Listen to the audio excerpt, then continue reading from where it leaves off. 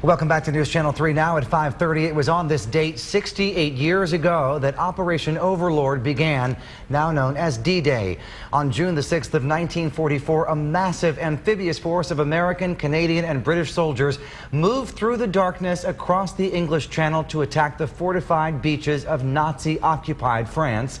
The battle was bloody, but in the end successful, leading to the fall of Hitler's fortress Europe. Many of those brave soldiers came from West Michigan, but only a precious few are still with us. Tonight, I introduce you to three of those brave men.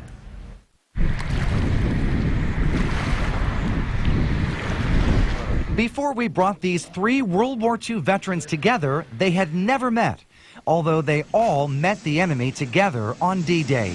We'll see you on the beach. In the pre-dawn hours of June 6, 1944, they approached Omaha Beach in Normandy under cover of darkness, running directly into a bloodbath of bullets. I was scared. I think everybody was, you know. Less than a year after Naval Seaman First Class Gordon Russell was drafted out of Muskegon, he found himself on the front lines of Nazi-occupied France. He would not escape unscathed. Our boat got hit by shrapnel. And when it exploded, I got shrapnel in my left side. Went in the water up to there. Army medic Arnold Hoffmeyer was a teenager when he left his family's Montague farm to join the military. On D-Day, he narrowly escaped death many times and even saved lives on the battlefield, including an American soldier who'd taken machine gun fire. I don't know how the guy ever lived, but we didn't dare to lay him down, because if we did, he'd drown in his own blood. D-Day itself was confusing. And Naval Boatswain Bud Hansen of Muskegon was on board a landing ship on D-Day in choppy waters, under enemy fire, and in constant chaos. He remembers nothing on Omaha Beach went as planned. The plans that they had laid out about who was first and who was second, and anyway, didn't work. It didn't work. But unlike many others, these three lived to tell the horror stories of Omaha Beach. Some images they wish they didn't remember, including their comrades who never made it out of the water. He was ground up in our propellers. And the motor mech, he had to cut him out of there so we could operate our boat, see? When he hit the dirt, I hit the dirt with it. I tried to forget most of it.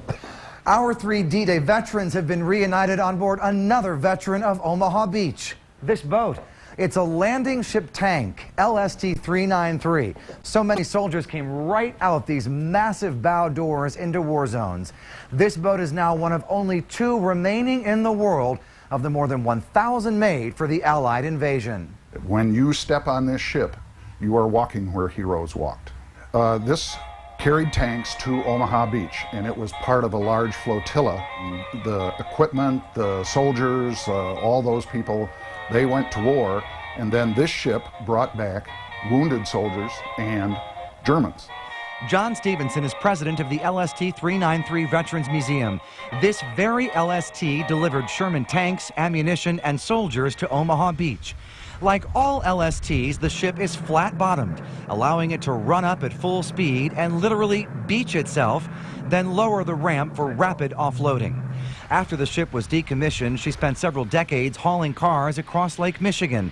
Now permanently docked in downtown Muskegon, the soldiers' quarters, the engine room, and the bridge where the captain maneuvered the ship through dangerous waters are open for tours. We preserve this ship because of the sacrifices that were made so we could all be free. The LSTs wait to move in until the beaches are cleared. And while the freedom earned on D-Day endures, most of those who fought for it are gone. These three veterans and this veteran ship are now part of an ever-dwindling pool of survivors.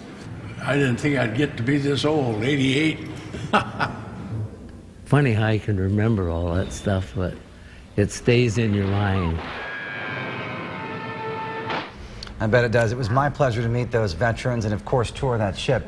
If you took the city of Grand Rapids, every man, woman, child, and vehicle, and moved it across Lake Michigan in one night, that's essentially what happened on D-Day. Oh, Wow. Just an amazing undertaking. They didn't know each other before this.